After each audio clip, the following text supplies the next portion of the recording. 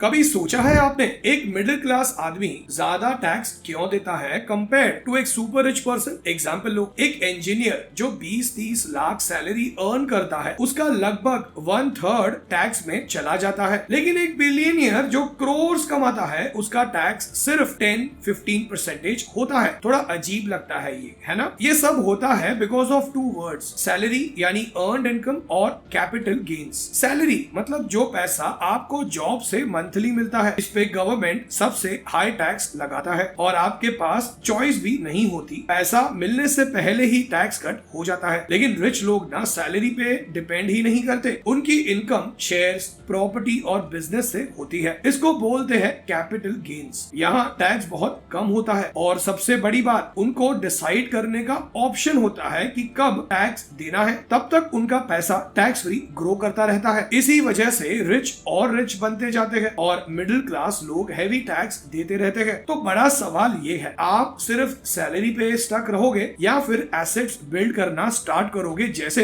Rich लोग करते हैं? आज इस वीडियो में हम डिस्कस करेंगे ये points. Why the rich prefer capital gains, control advantage, wealth transfer advantage, mindset of rich, asset based versus effort based income. तो सबसे पहले समझते हैं अर्न्ड इनकम, जो सैलरी होती है। सैलरी मतलब वो पैसा जो आपको हर महीने जॉब से मिलता है। इस पे गवर्नमेंट सबसे ज्यादा टैक्स लगाती है। इंडिया में सैलरी डिफरेंट स्लैब्स पे टैक्स होती है। अगर सैलरी हाई है तो आपको 30% तक टैक्स देना पड़ता है, ऊपर से सरचार्ज और सेस भी। तो प्रॉब्लम क्या है, आपके पास कोई चॉइस ही नहीं होती। कंपनी ना सैलरी देने से पहले ही टैक्स कट कर लेती है। इसको बोलते हैं TDS, tax deducted at source. मतलब पैसा आपके अकाउंट में आने से पहले ही बड़ा हिस्सा चला गया। मिडिल क्लास के लिए ये और पेनफुल हो जाता है। सबसे ज्यादा हार्ड वर्क वो करते हैं, सिर्फ सैलरी पे डिपेंड होते हैं और फिर भी हाईएस्ट टैक्स देते हैं। फ्लेक्सिबिलिटी बिल्कुल कम होती है और टैक्स बचाने के ऑप्शंस भी लिमिटेड होते हैं। इसीलिए कहते हैं अर्न्ड इनकम प्रेडिक्टेबल होती है लेकिन हेवीली टैक्स्ड भी होती है और इसी वजह से सैलराइड लोग अक्सर स्टक फील करते हैं। अब बात करते हैं कैपिटल गेन्स की। कैपिटल गेन्स मतलब प्रॉफिट जो आपको मिलता है जब आप कोई एसेट बेचते हो, जैसे शेयर्स, प्रॉपर्टी या म्यूचुअल फंड्स। ये इनकम सैलरी से अलग तरीके से टैक्स होती है। दो टाइप के कैपिटल गेन्स होते हैं, शॉर्ट टर्म STCG, अगर आप जल्दी बेच देते हो, listed shares, equity, mutual funds, तो टैक्स 20% है। Long term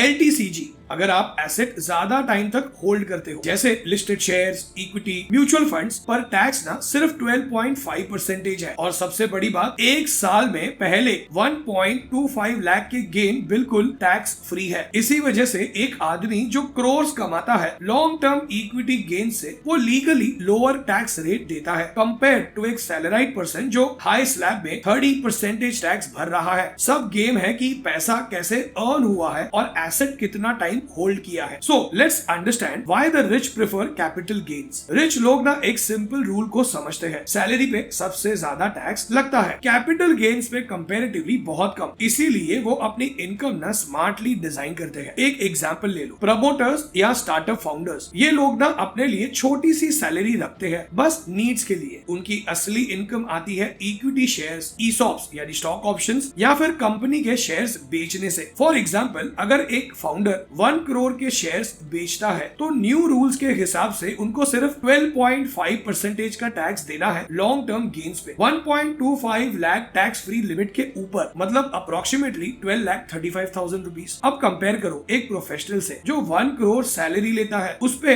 top slab 30% plus surcharge और सेस, तो टोटल टैक्स 35 से 40 लाख क्रॉस कर जाता है। डिफरेंस देखा, ह्यूज है। बिजनेस ओनर्स भी प्रॉफिट को वापस कंपनी में री इन्वेस्ट करते हैं। इससे ना उनकी वेल्थ कंपनी के अंदर ही ग्रो करती है बिना हर साल टैक्स दिए। इसको बोलते हैं कंपाउंडिंग शील्ड। पैसा कंटिन्यूअसली ग्रो करता है जब तक वो एक्चुअली सेल नहीं करते। दूसरी साइड, सैलराइड पर्सन को हर साल अपनी पूरी इनकम पे टैक्स देना पड़ता है, डिले का ऑप्शन ही नहीं होता। इसीलिए रिच प्रेफर करते हैं कैपिटल गेन्स, क्योंकि यहाँ उनको मिलता है कंट्रोल, लोअर टैक्स रेट और कंपाउंडिंग का पावर। अब डिस्कस करते हैं कंट्रोल एडवांटेज। इन्वेस्टर्स और बिजनेस ओनर्स एक अलग ही गेम खेलते हैं। उनके पास ऑप्शन होता है डिसाइड करने का कि कब प्रॉफिट बुक करना है। एक एग्जांपल दूं तो अगर उनके पास शेयर्स हैं तो वो डिसाइड कर सकते हैं कि इस साल बेचे या अगले साल, जो भी टैक्स फ्रेंडली हो। अगर कुछ स्टॉक्स में लॉस है तो वो लॉस भी बुक कर सकते हैं ताकि उनके टोटल टैक्सेबल गेन्स कम हो जाए। इसको बोलते हैं टैक्स लॉस हार्वेस्टिंग। वो अपना सेल भी स्प्रेड कर सकते हैं। मान लो एक इन्वेस्टर के पास 50 लाख का प्रॉफिट है शेयर्स में, अगर वो सारा एक ही साल में बुक करे तो टैक्स ज्यादा देना पड़ेगा, लेकिन अगर आधा इस साल और आधा अगले साल बेचता है तो वो 1.25 लाख एनुअल एग्जम्पशन 2 बार ले सकता है और टोटल टैक्स कम हो जाता है। ये टाइमिंग और चॉइस का पावर रिच लोगों को ह्यूज एडवांटेज देता है। सैलरी अर्न करने वाले मिडिल क्लास के पास ये फ्लेक्सिबिलिटी बिल्कुल भी नहीं होती। सो नाउ डिस्कस करते हैं माइंडसेट ऑफ रिच पीपल। ज्यादा लोग ना सिर्फ सैलरी पे डिपेंड करते हैं। सैलरी डेली लाइफ चलाने के लिए अच्छी है, लेकिन याद रखो हर एक रुपया सैलरी का टैक्स होता है आपके स्लैब के हिसाब से अप टू 30% प्लस सेस, और चॉइस भी नहीं होती क्योंकि टीडीएस पहले ही कट हो जाता है पैसा अकाउंट में आने से पहले। रिच लोग ना अलग सोचते हैं। उनका फोकस होता है एसेट्स पर, जैसे शेयर्स, प्रॉपर्टी या बिजनेस। ये एसेट्स कैपिटल गेन्स क्रिएट करते हैं जहां टैक्स ट्रीटमेंट सैलरी से बहुत अलग होता है। एक एग्जांपल दूं तो अगर आपको 10 लाख रुपीस एक्स्ट्रा सैलरी मिलती है तो अप्रोक्सीमेटली 30% टैक्स होगा, दैट इज 3 लाख रुपीस तुरंत चला गया। लेकिन अगर आप 10 लाख रुपीस स्टॉक्स में इन्वेस्ट करो, वो एक साल में डबल होके 20 लाख बन जाए तो प्रॉफिट होगा 10 लाख। नए रूल के हिसाब से पहले 1.25 लाख का प्रॉफिट बिल्कुल टैक्स फ्री है, बाकी 8.75 लाख पे सिर्फ 12.5% टैक्स देना होगा, जो है 1.1 लाख रुपीस ओनली। तो आपने गैप को देखा, सेम 10 लाख रुपीस एक्स्ट्रा पर सैलरी पे टैक्स अप्रोक्सीमेटली 3 लाख और कैपिटल गेन्स पे बस 1.1 लाख। और इसीलिए रिच लोग ना हमेशा एसेट्स बिल्ड करते रहते हैं। लेसन क्लियर है, सिर्फ सैलरी मत कमाओ, धीरे धीरे एसेट्स बनाओ जो ग्रो करे। टाइम के साथ ये एसेट्स आपके लिए ज्यादा हार्डवर्क करेंगे। चलिए तो अब समझते हैं वेल्थ ट्रांसफर एडवांटेज। सैलरी और एसेट्स का सबसे बड़ा फर्क तब समझ आता है जब आप नहीं होते। सैलरी आपके साथ खत्म हो जाती है, आप जॉब छोड़ दो या कुछ हो जाए, फैमिली को सैलरी का पैसा मिलना बंद हो जाता है। सैलरी पर्सनल है, उसका ट्रांसफर नहीं होता, लेकिन एसेट्स ना आपके बाद भी जिंदा रहते हैं। शेयर्स, रियल एस्टेट, बिजनेस, ये आपके बच्चों और ग्रैंड चिल्ड्रन तक पास होते हैं। और सबसे बड़ी एडवांटेज, इंडिया में ना इनहेरिटेंस टैक्स नहीं है। वेस्टर्न कंट्रीज में जब वेल्थ पेरेंट्स से बच्चों को ट्रांसफर होती है, गवर्नमेंट 30 से 40% तक स्टेट इनहेरिटेंस टैक्स ले लेती है, लेकिन इंडिया में ऐसा कुछ नहीं है। अगर आपके पास 1 करोड़ का घर है तो वो डायरेक्टली आपके बच्चों को मिलता है बिना किसी इनहेरिटेंस टैक्स के। सेम विद शेयर्स, अगर आप 50 लाख रुपीस के स्टॉक्स होल्ड करते हो तो वो डायरेक्टली उनके नाम हो जाते हैं। उन्हें ना बस फ्यूचर में कैपिटल गेन टैक्स देना होगा जब वो इन्हें सेल करेंगे। इसी वजह से एसेट बिल्डिंग और भी पावरफुल बन जाता है। आप सिर्फ अपने लिए काम नहीं कर रहे बल्कि अपने फैमिली के लिए एक फाइनेंशियल लेगेसी क्रिएट कर रहे हो। सैलरी ये काम नहीं कर सकती, लेकिन एसेट्स करते हैं। अब समझते हैं asset based versus effort based income. दोस्तों, पैसा कमाने के 2 तरीके होते हैं। फर्स्ट है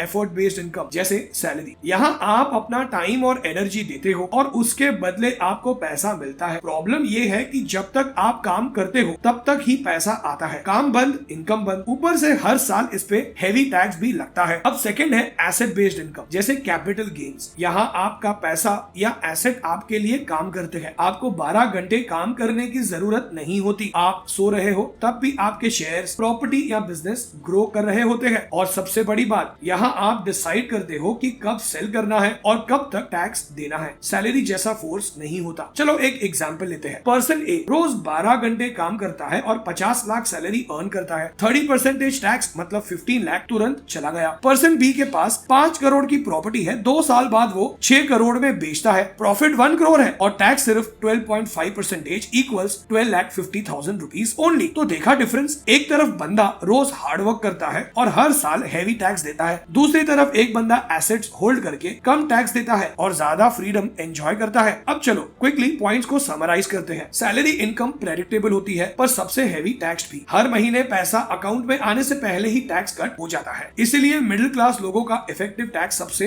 ज्यादा होता है। रिच लोग कैपिटल गेन्स पे फोकस करते हैं, चाहे वो शेयर्स हो, प्रॉपर्टी या बिजनेस। यहाँ टैक्स रेट्स लोअर होते हैं और उनके पास कंट्रोल होता है कि कब सेल करना है, कितना बुक करना है और टैक्स लीगली कम कैसे करना है। आपके एसेट्स ना आपके लिए वेल्थ क्रिएट करते हैं जब आप सो रहे होते हो। सैलरी आपके टाइम और एफर्ट्स पे डिपेंड करती है, लेकिन एसेट्स ना कंटिन्यू कंटिन्यूअसली ग्रो करते हैं और नेक्स्ट जनरेशन तक पास होते हैं। और इंडिया में इनहेरिटेंस टैक्स भी नहीं है, तो वेल्थ ट्रांसफर और इजी बन जाता है। तो बिग लेसन क्लियर है, सिर्फ सैलरी पे डिपेंड मत करो, धीरे धीरे एसेट बनाओ, इक्विटी, रियल एस्टेट या साइड बिजनेस जो कैपिटल गेन्स जनरेट करे। Think like the rich, shift from सिर्फ एक्टिव इनकम से towards asset based income. But एक चैलेंज है, बिना प्लान के रैंडमली एसेट्स लेना रिस्की हो सकता है, इसीलिए आपको ना प्रॉपर पर्सनल फाइनेंशियल प्लान की जरूरत होती है और वही मेरी एक्सपर्टीज है। मैं सर्टिफाइड फाइनेंशियल प्लानर हूँ और लोगों को हेल्प करता हूँ inflation adjusted retirement planning, kids education, dream home, vacation planning, सब कुछ स्ट्रक्चर्ड वे में अचीव करने में। अपना पर्सनल फाइनेंशियल प्लान बनवाना है, आप मुझे व्हाट्सएप कर सकते हो नंबर पे जो स्क्रीन पे है, विजिट कर सकते हो theartofwealthbuilding.com पे या फिर डिस्क्रिप्शन बॉक्स या पिन कमेंट भी चेक कर सकते हो। याद रखो,